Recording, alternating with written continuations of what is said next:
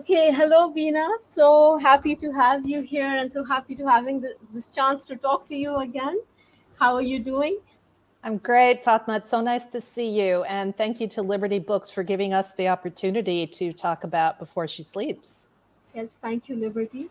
And there was an introduction of Bina just in the beginning, but I'll just say a few words about her as well. So, Bina Shah is a Karachi based author and novelist. Her novels, A Season for Martyrs and Before She Sleeps, a feminist dystopian novel, have received critical acclaim. A regular contributor to the New York Times, Al Jazeera, and the Huffington Post, Bina has been a frequent guest on the BBC. She has contributed essays and op eds to Granta, The Independent, and The Guardian, and writes a regular column for Dawn. She was the president of Alliance Francaise de Karachi for 3 years, and in 2020 was awarded the rank of Chevalier de l'Ordre des Arts et des Lettres by the government of France. So, um, we will be talking about Before She Sleeps today, a book that I really love. So I'm really happy to be talking about this today to the author herself. Let's jump right into it, Bina. So the book, if you read it, it's the very first page.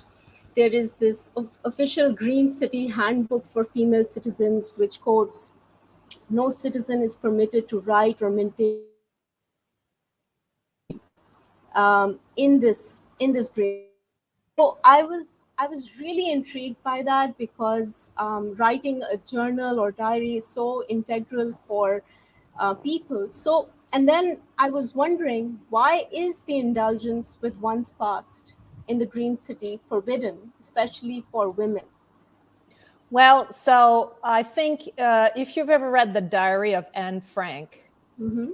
which is one of my favorite books as a young teenager and stayed with me throughout many years, that document was written as a private diary.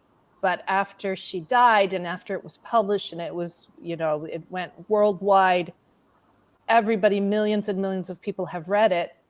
And it serves as a document that witnesses the war crimes of the Nazi occupation of the Netherlands and the things that were going on in Europe occupied by the Nazis at that time. So the Green City government, which is fictitious, but has learned this lesson that don't allow private citizens to document the injustices and the unfairnesses of the times, because that can and will be used to indict you in the future. So they are trying to close off that avenue of witnessing by the women of that Right, country. right, right. And in that aspect, Ilona Sarfati's voice notes and Rupa's diary are in a way acts of rebellion in the sense where Absolutely. diaries are forbidden. And I was thinking about it, and to reach a state of rebellion, one first has to have the beginning of reluctance in one. And I noticed That's that right. your book is divided into three parts: That's right. reluctance, rebellion, and revolt. And I love the alliteration there as well. Could you say a little bit about why you chose these titles and what they signify in terms of the narrative? Yeah, that's a great question. And I find it so wonderful to hear you speaking the names of my characters, because they exist in my head. They existed in my head for so long while I was writing the book. To hear you say them makes them feel very real. Yeah. Let me think. I wanted to divide the book into 3 sections, and I wanted each section to be a progression along the spectrum from submission, Mm-hmm. complete obedience to the regime, another R word. Mm-hmm. These R words are regime, resistance, reluctance, revolution, revolt, Refusal that Lynn uses at one refusal. point as well. Yes, Like, yes, yes. I mean, yeah. these are such powerful words. And I just wanted to thread them throughout the novel. So in the beginning, you have the example of complete submission, the women of Green City, and the one Mm-hmm. who kills herself right at the beginning of the Yes. book. But even Yes. killing herself was a form of refusal. refusing to carry on. So you have reluctance. You have these women who are reluctant to do what the state compels them to do. And then as we go on, you get from reluctance to, what was the next one? um, uh, Rebellion. Rebellion, yes. Then you get sort of an underhanded rebellion. Nothing that happens in this book is overt.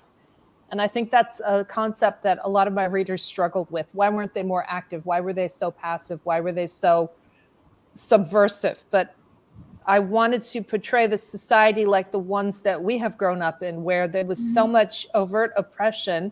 It was difficult to be openly rebellious. And most women that I know in this region have chosen covert acts of rebellion, covert acts of revolt or revolution, resistance. So then we move from that, and then finally the last part of the book is revolt, and that's where the actions become overt, and the main character takes a decision, a very decisive act at the end of the book. So I wanted to show that her own progression has gone from reluctance to then the rebellion to then the revolt, and Brilliant. Yeah. do that as a kind of the hero's journey or the hero's progress.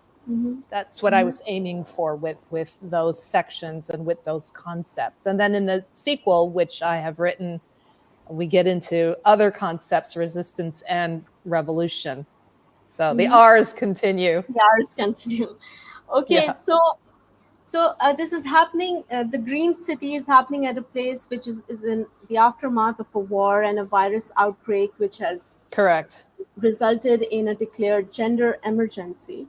And you mentioned a suicide of a wife.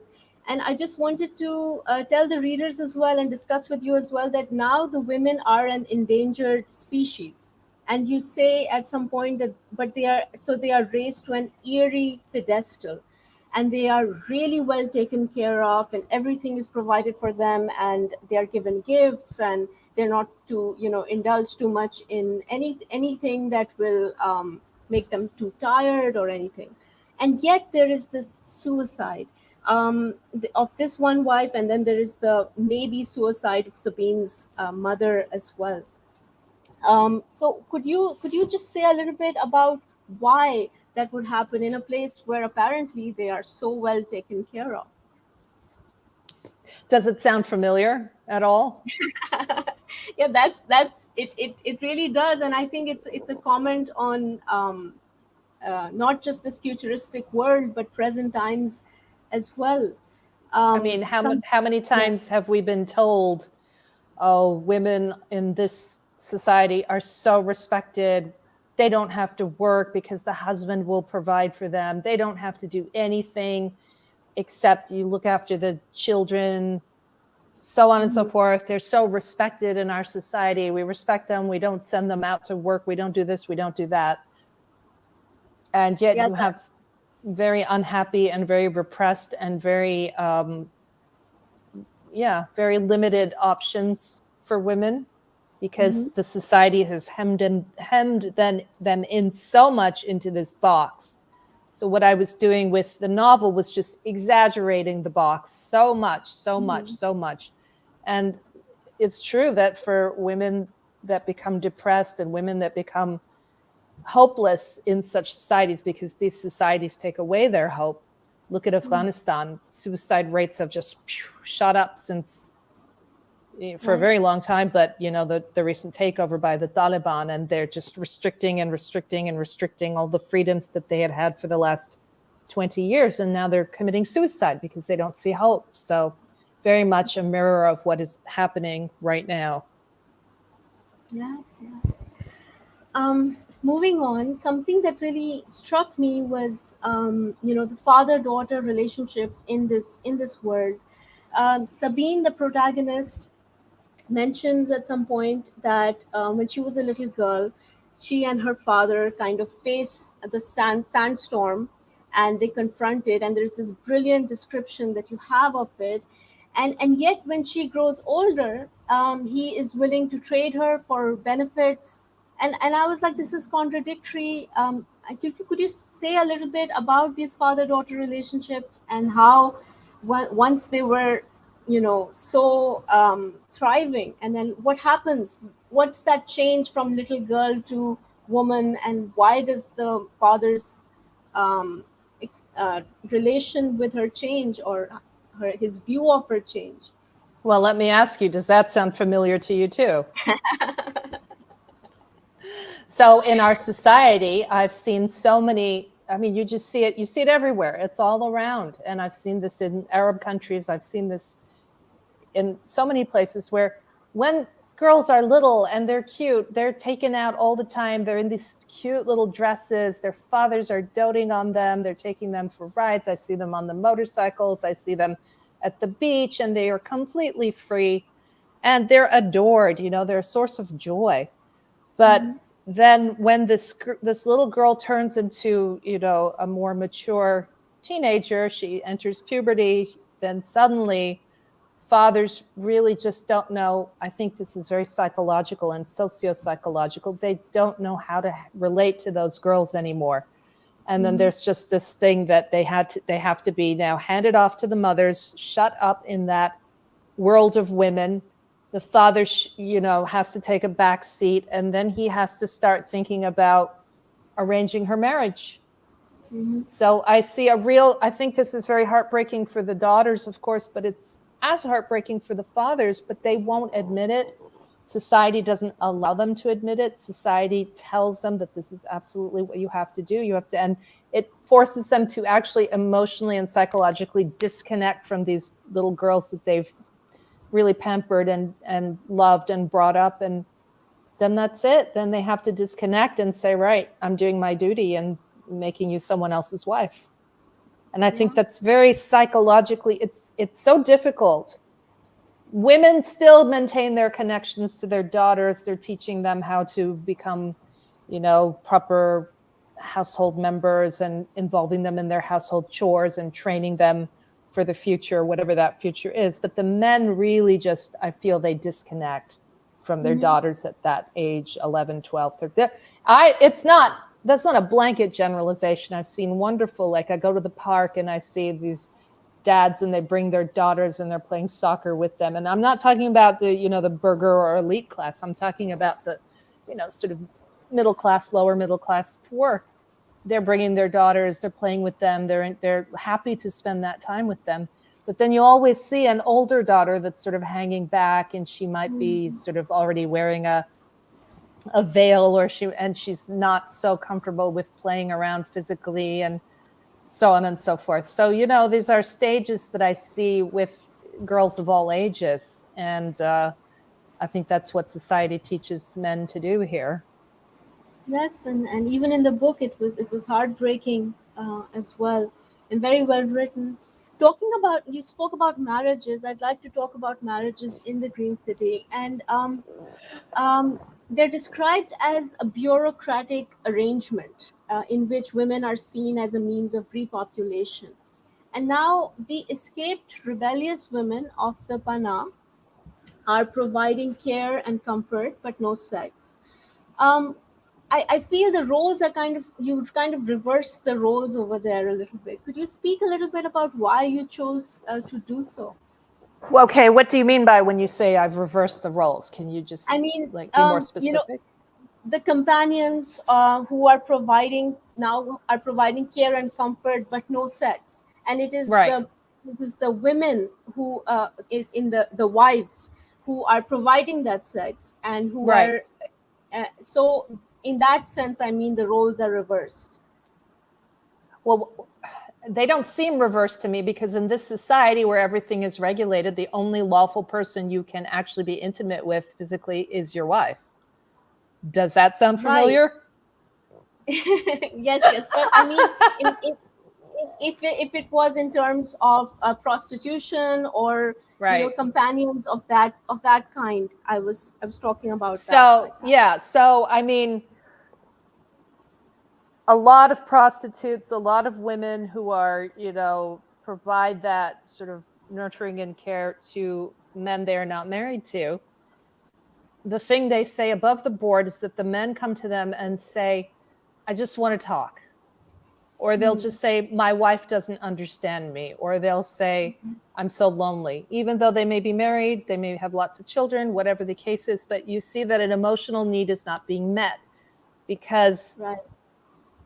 the wives are so stuck into their roles of being the mother, being the household manager, being the whatever. The Mm-hmm. partnership is then turns, if it was ever based on love or companionship, it turns into transactional. It turns Mm-hmm. into labor, division of labor based on gender. The woman does the house stuff, the man is the provider. The emotional connection is not there. So what I wanted to do was take this fantasy situation where these men are coming to these women out of the need that it's not that they're not married, but it's that there aren't any women to marry. So what do? Mm-hmm. And the government has tried to provide for that by making one woman marry multiple men, which they're not happy with. Neither the men nor the women are happy with this arrangement. And there are other ways of, satisfying the men's need for intimacy. But what they come to these women in my underground sort of, shelter slash collective slash whatever you want to call it. I called it the pana, but that's just a starting point for this place. Hotbed of rebellion, I suppose we could think of it as. But again, it's a very distorted type of rebellion. It's covert. They're not able to really go out there and run away or operate freely, given the constraints of the society. So it is very underground and very hidden. So these men are Mm-hmm. primarily coming for a type of intimacy that they can't access in the Right. world that they live in the country and city that they live in. These women provide that access, but then they trade on it in order to survive, to make their money in order to survive. So they are and they aren't prostitutes. They are and they aren't girlfriends. They are, that is where I made it deliberately ambiguous. And I think that's something Mm-hmm. that readers were uncomfortable with. They didn't like the ambiguity. And a lot of people just leave reviews. This is impossible. This is ridiculous. How could there be no? How could there be? I mean, obviously, if you read the book, you'll see where that stretches belief and where it hits its limits and what happens when Mm-hmm. limits are crossed. I mean, it's sort of an experiment. The whole book was an experiment to see these kinds of Right, things. because I mean, it rang true for me in the structure of the book, because everybody has all these roles in the green city, and they are so, it has a structure, it has to be ordered, so nothing normal or spontaneous is happening. And in Exactly. these encounters with these pana women, they're having those spontaneous encounters. Yeah, um yeah. And that space actually, and I wanted to really describe that space within the night where, everyone's on very shaky ground. The men are very uncertain. What are they supposed to be in this situation? They don't mhm. know. And I've seen that when you take people and you take them out of the comfort zone and put them in something kind of a little dangerous and kind of a little, and definitely forbidden, unexpected things can happen, and things take turns of events that nobody really can foresee.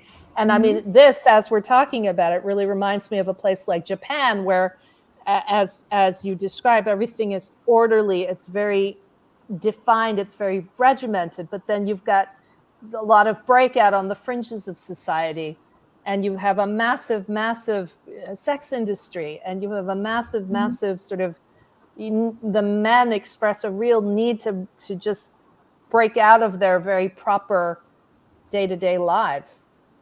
Right, right. And you mentioned nighttime, and I think the whole book, there's this beautiful sense of twilight in as you're reading it, you're stepping into it, and I really loved the feel of that. Yes, Enjoyed that because I love thank you. nights, and it was nice to just be in that realm. It's very Um, noir.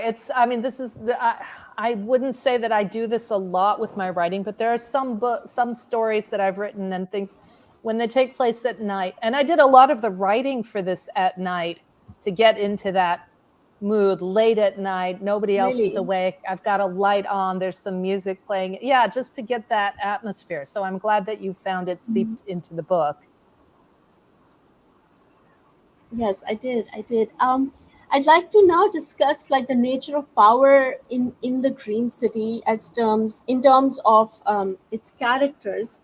Now there is power that Ruben Faro enjoys, and then there is Lynn as well as a powerful woman.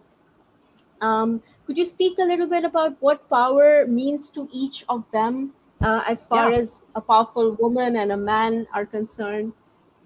So, as you named these other two characters, who are the second set of main characters in the book, Mm-hmm. Ruben Farrow is one of the leaders of Green City. So he's an extremely powerful man, and he's got a lot of Yeah. authority, and he's feared by many, many people.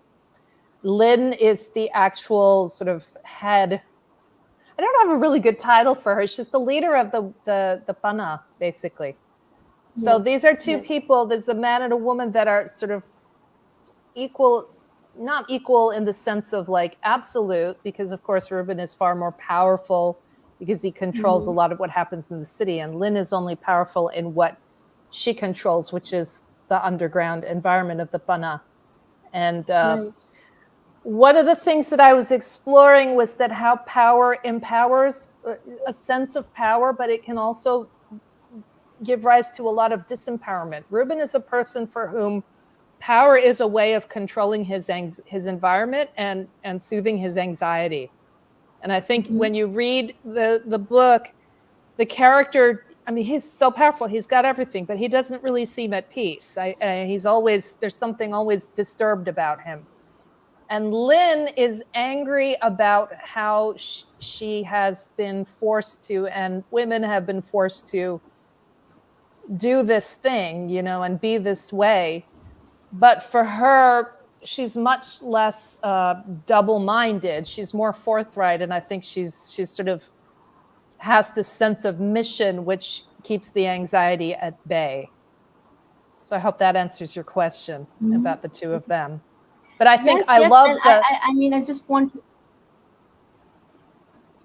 I love their Yeah. interactions. I think that when they interact and they come Yes. together, there's so much electricity between them. Of course, they're attracted to each other in the physical sense, but also because they are negotiating power and responsibility and stress and those things, they also have a lot of affinity on that level as well.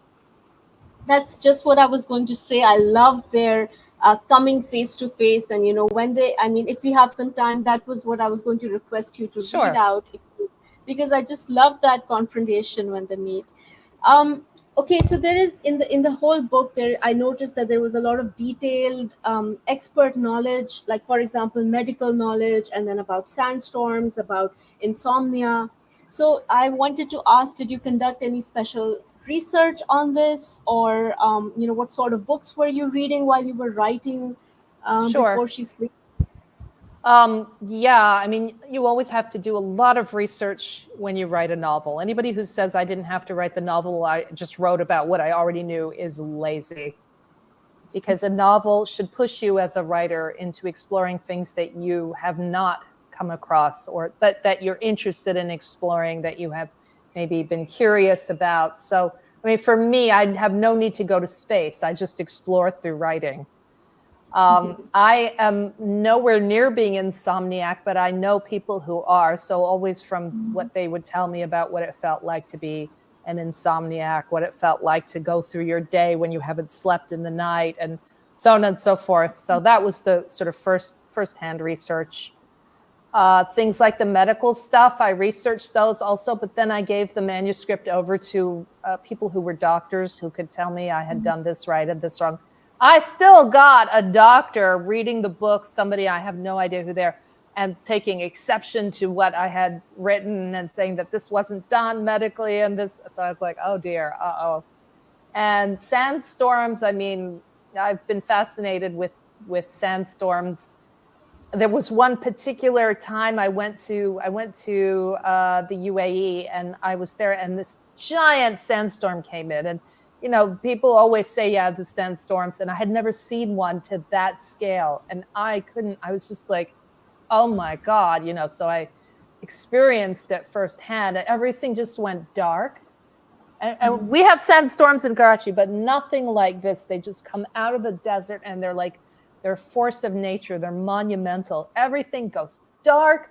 The wind goes up to like 200 kilometers an hour. People can't drive. They're like have to put their lights on and drive at like 10 miles an hour. And people were just, I was just watching them. They were struggling to walk into buildings. They were struggling to hold on to their things. And it was a force of nature. It was a power that doesn't care about what any creature on earth is doing. It just barrels out there and does its thing, and then it goes on. And I was just like, wow.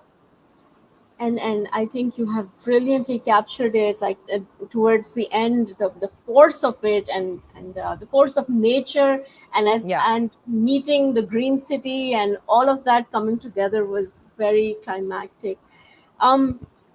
Next, I'd like to ask about the Pana, which is a place of refuge for these girls and an escape from the green city, and this fate of becoming an identityless, nameless wife. And yet there is a bleak view of this safe haven for some of the girls, like Rupa, which I thought was like a rebellion within a rebellion. And I was wondering, is it human nature to never be satisfied, or is it that women caught up between only these two choices can never really be content in terms of the green city world? Yes. So what Green City does is it robs you of any future. It robs you of any autonomy. It robs you of your own agency as a woman. And Rupa is a young woman. Most of the women that are in there are in their 20s, basically, except for Lynn, who's in her 40s or so.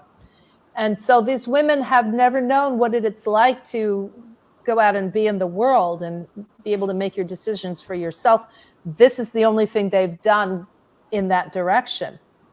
And again, going back to Anne Frank, I based a lot of the Pana on Anne Frank's experience of being in the secret annex for 2 years, where they couldn't come, 3 years, I think it was, they were in hiding and nobody knew that they were there. And yet, it was like 11 people just lived in these really close quarters. They would argue, they would get annoyed with each other, they would get frustrated and would cry. She would express her longing to be out in the world and to be able to see nature. So I was just trying to sort of imagine that if a young 22-year-old woman is also stuck in these same circumstances, she only gets to come out at night, she never sees the day. Those are some frustrated women there.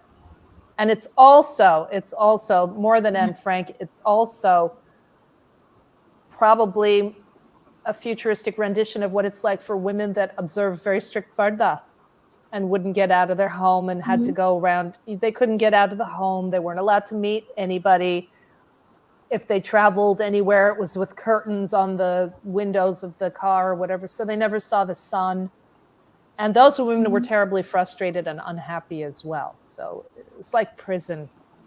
It's like a prison. Right. And I was just trying to explore what kind of feelings those evoke. Yeah, I think as a reader you get to experience that with these women. As a woman as well, you get to experience that feeling. I just want to take a little break from the questions. I want to read out a little bit because in your novel, and for the viewers, I just want to say that the language that Bina uses is, it's storytelling, yes, but there is so much descriptive, poetic flair that is running throughout this novel. And just like 2 lines that I want to read out, that among many, many, many that I loved, this is where Sabine, the protagonist, is thinking these lines. My heart hurts so much that I imagine my rib cage bursting open and hundreds of blackbirds flying out of me, darkening the air and blinding me with their flapping wings, their desperate bodies beating against whatever light remains in my head. And this is when she is in the hospital. And I love all this, and I was wondering if now we could do a little reading and let the viewers just experience that in your voice. Sure. So I if I you have have to any I have to selection, I have to find my copy of the book. Give me a second. okay, okay.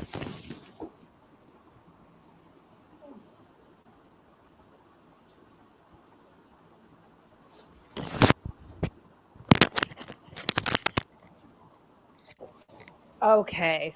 Sorry. Thanks for bearing with me. So I haven't got anything selected. Is there something that you particularly like that you'd like me to yeah, read? I liked the encounter of Lynn and Ruben, and that's on in this book. It's page 133. It's right before Revolt, like the last chapter before Revolt, Okay. and in this book it's page 133.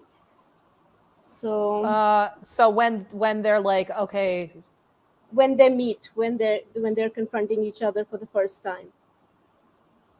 oh yeah, is this in the greenhouse? Yes, Yeah. Where should I start from? anywhere that you like. I liked and yet you found me after all. Ah ha ha ha. Okay. So they have actually. This is the first time when. So Ruben hears about these women and he wants to have them arrested, but he's curious. So he actually arranges to meet with um, Lynn Sarfati in a greenhouse, and it's a beautiful greenhouse. It's because in Green City, there's really no greenery, so they have to just make it. They have to create it all. So this is a greenhouse that their scientists have made, and so they're meeting in the dead of night at this place. You have to admit. Okay, let me see. My name. Okay, this is when they meet, and she sees him standing there, and she's cloaked, and it's very mysterious. Lynn Surfati. He tried to sound authoritative, but inside he felt as lost as a motherless boy. His heart beat fast, throbbing in his own ears. She must be wondering how he knew her identity and who he was. She'd have to have been living underground for years to not know Reuben Farrow by name and deed. She nodded. How do you know who I am? Her voice was low, with an accent he couldn't place. Where had she grown up? And you're no merchant. Why have you called me here? My name is Reuben Farrow. I know who you are. She tilted her head, angling the lower part of her face up to peer down at him from the lowest corners of her eyes, as if she were measuring him up. Who doesn't know Reuben Farrow in this town? Then, unexpectedly, she leaned close and whispered, her lips nearly touching his ear. Are you here to arrest me? That depends on your crime. His whole body tingled at the sensation of her breath on his skin. She was so close to him, close enough that he could smell her scent. He leaned away, doing the exact opposite of what every cell in his body was urging him to do. She smiled in the darkness. He couldn't see it, but he knew that he was being mocked from the lightness in her voice. And this is where you conduct your interrogations? How dare she sound so amused? Surely it was his place to toy with her, not the other way around. Every muscle in Reuben's body strained with the effort to stand completely still. She should talk more to truly incriminate herself. He'd always found it more satisfying when they trapped themselves in their own attempts to escape the reckoning. But he knew that he was lying to himself. He only wanted to hear more of her voice. You have to admit, this is an unusual place to meet. There are eyes everywhere. But then I suppose most of them belong to you. I had to resort to unusual measures to bring you out from your hiding place. You weren't exactly easy to find. A moth flitted by, brushing its wings against Reuben's cheek. He waved it away, irritated, snapping back into the reality of why they were both here, so he could arrest her. But the woman wasn't reacting the way he'd expected her to, with tears or fright. He guessed she'd start to bargain now or offer a clumsy attempt at seduction in order to sway him from his path. And yet you found me after all, she said. How clever you were. She averted her body to move past him, cutting a path through the foliage as if she knew exactly where she was going. Reuben followed quickly, wanting to reach out and catch her by the arm, yank her back, and haul her to the agency. She wouldn't be so reckless in an interrogation room, stripped of all her pretensions. Clever? Nobody had ever used that word for him before. Brilliant, genius, powerful, but clever. That was praise for a monkey who performed tired tricks in front of a bored audience. Thank you. And I mean, I love the electric and powerful confrontation that they have, and it's really fun. It was really fun reading this. Thank you so much. Um, moving on about Lynn only, she says to the girls in the Pana that even a man who's achieved everything, fulfilled every ambition, won't really be happy, feel truly at ease with himself without a woman. So, how Mm. would you say these powerful, lonely men perceive women in the Green City, in the world of the Green City? Wow, How do they? that's a really tough question to answer. I mean, on the one hand, they view the women as, something that, I guess, something that's destined for them, something that is inevitable for them before this war business happened. And then when the war happens and the virus takes hold and the women die, then suddenly nothing is guaranteed anymore, is it? No man, no, because, like, for example, I'll just go back, like in today's world, in our countries, most men know that they're likely going to be able to get married quite easily. They'll have an arranged marriage. Their parents or their families will pick someone for them, and that's guaranteed. And then suddenly in this world, nothing is guaranteed anymore. The availability of women is not there. So they're very unsure about this. And I think they resent this quite a lot. And Mhm. as men in our parts of the world tend to do, they almost even blame the women for this situation. So there's a lot of, but then there is so much the desire, and it's something that they need, and it's something that they want. But throughout all of this, I don't think they get a real sense of a woman as a person, as a human being, as an equal, as somebody with hopes and dreams and ambitions and fears and everything else that makes both men and women human.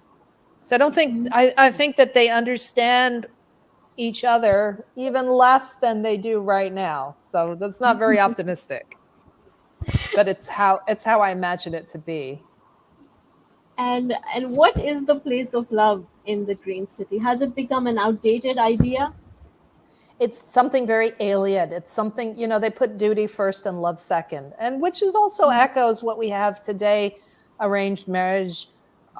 Marry him and then marry her, love will come after that. The love will come after that, right? So it's like, it's always like duty first. And in this sense, in our situation, in our surroundings, it's a societal duty, right? It's cultural. And then in Green City, it's patriotic. It's a patriotic duty to marry and have lots of children and repopulate and make the country strong again.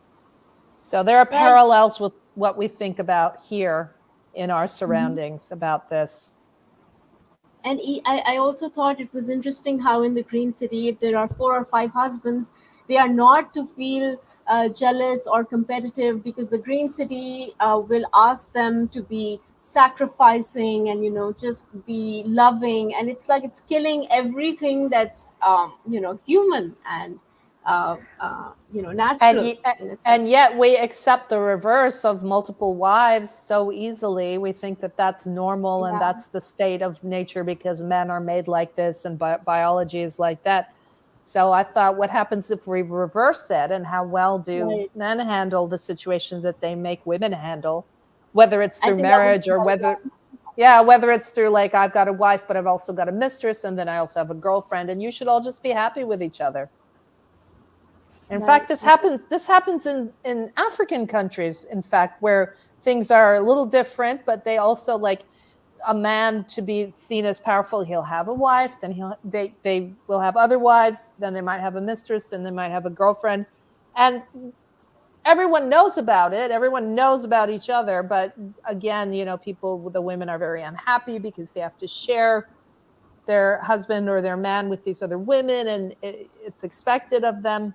I read an amazing book by a writer from Ghana, which is West Mhm. Africa, and the book was called His Only Wife, and it's exactly about this scenario where there's a young woman who marries a man because of economic necessity, and he already has a wife, and children with, with this wife. And how does this young woman adjust to this situation? And her dream is that she's going to be his only wife, that he will Mm-hmm. divorce the first wife, and or that she will win his affection. So they're causing women to compete with each other Mm-hmm. for the sake of this one man.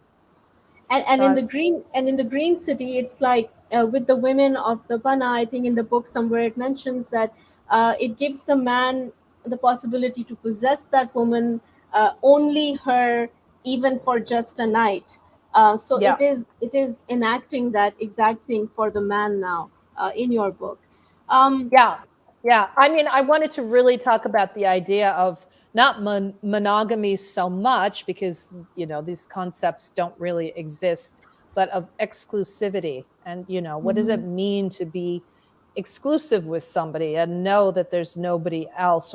And for the men, I mean, how do their egos actually stand having to be co-husbands with one woman? How come they mhm. don't kill each other out of the competition? Things like that. I just Right. wanted to see. But everyone is so like repressed by Green City that they just have to make it work somehow. Yeah, I found it really interesting. When boys reach of age in Green City, they go to the university, and whereas the girls go to a place called the Markaz, which you describe as a weird mix of finishing school, indoctrination camp, and fairy castle. And I found this really intriguing. Could you say a little bit about how all of this is happening at the same time? Yeah, so I imagine these Marcuses and like these centers for girls to go and get totally brainwashed about how amazing it's going to be married to 6 men, and like how do you handle having the children, and how do you look after all the men, like, so like just to, but they made it all pink like a Barbie castle, because they have, again, such a Yeah, rigid I idea thought of, the wording was really interesting. Oh, yeah. yeah. So I guess the last question for you is, why before she sleeps? How did the book come about? Like, what Oh my God, made why didn't you you ask me write this it? question in the What was the beginning? inspiration behind You should have asked me this at the beginning, because now we've gone into such depth about the book. I honestly don't know, Fatma. At this point, I don't know what made me write this book. It was an idea. It was a concept. It was an exploration. It was a lot of anger at how women are treated in our part of the world, and just wanting to just tear it all apart, turn it upside down, and just bring something new out of it. I think that was really my desire when I wrote this book, because I'm very it? frustrated Okay. living in this country and in this part of the world, and seeing what the BS, the absolute BS that is visited upon our women. And let me tell you what they've done to the women in Afghanistan since the Taliban took over, not allowing the girls to go to school. And now, like, the women can't work. They can't work. Now they can't come out of their houses. Now they have to wear the burqa.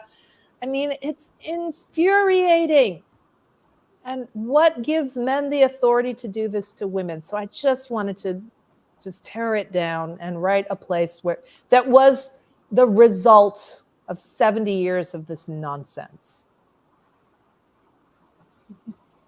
And I just want to add before we take up questions is that I think as a reader, it is a deeply satisfying experience to read this book, even as a woman from Pakistan, because there are all these things sometimes that you are not able to say out loud or express, and certain things are just addressed, directly in Before She Sleeps. So I would really recommend this wonderful book. And let's see, we have a question from Farhat Hayat, who says that, will you focus rural women in your future project?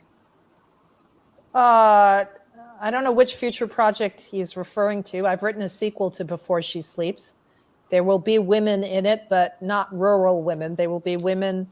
I don't want to say too much about it as yet, but they will be women from a mountainous region in a different part of the country that where Before She Sleeps stays. The same country, but a different region. And these are going to be women from the mountains. So it's going to be very Mhm. interesting. Yeah, and you mentioned in the talk at KLF, this time it's all about daytime. Like this one Yeah, was that's about right. nighttime. That's right. Yeah. That's right. Yeah. But oh, it's wonderful. I wish we had more time to talk about this next book, but when it comes out, then we'll do this again and talk more about the ecology and the climate and the things that I wrote about in the next one, which I hope people will find Yeah, really, interesting. yeah, really excited about that. I think we don't have any more questions. Um, yeah, so I think that we can, if Liberty is done with it, I think we can end the session at this note then. Wonderful. Yeah. Thank you so much for all your Okay. questions, for the careful reading of the book. I truly appreciate it. Thank you to Yes, it whoever's was lovely watching out talking to there. you. Thank you, Yes. Liberty. See you next time. See you. Thank you, Bina. Thank you, Liberty. Bye Bye. bye. Bye bye.